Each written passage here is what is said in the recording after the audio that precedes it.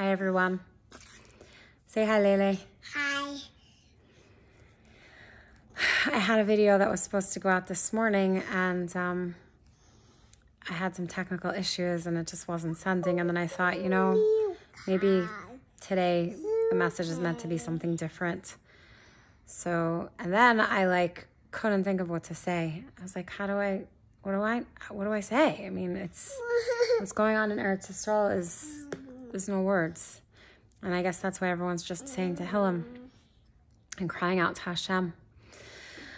But my daughter called me and she said, Mommy, what are your thoughts on what's going on?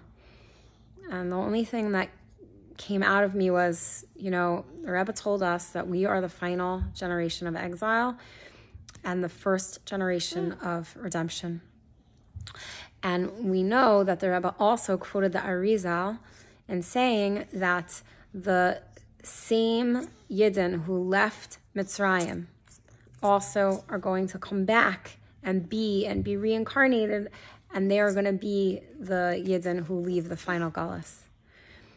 And the Rebbe taught us that it was in merit of the women. It was in merit of the righteous women in Mitzrayim and their faith that Hashem was going to take them out of exile that caused Hashem to take them out of exile.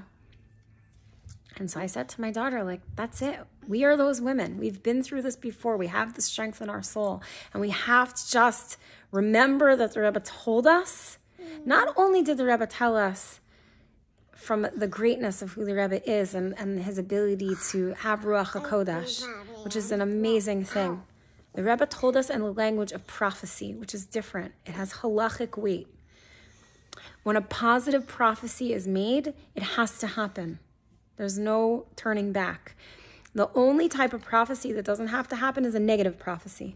So if a prophet comes along and says something negative is going to happen and the Jewish people do tshuva, then that negative thing doesn't have to happen. But in Parshas Shoftim, the Rebbe told us in the language of prophecy, the time of your redemption has arrived. So yes, it's definitely taking longer than we thought, but because it's in the language of prophecy, it means it's going to happen. So we, the women, have to just hang on, and we have to beg Hashem from the bottom of our hearts with as much sincerity as we can muster up. And I have to tell you, it says in the Tanya, there's layers to the heart. And I keep thinking, I feel like we've asked sincerely, but maybe there's some other layer that we haven't gotten to of utter sincerity that Hashem is just waiting for from us.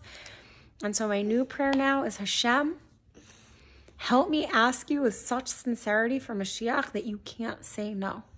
So join me in praying, and may it be before I even have a chance to send this clip out, that we should have the full revelation of Mashiach, the miracles of 5781 immediately.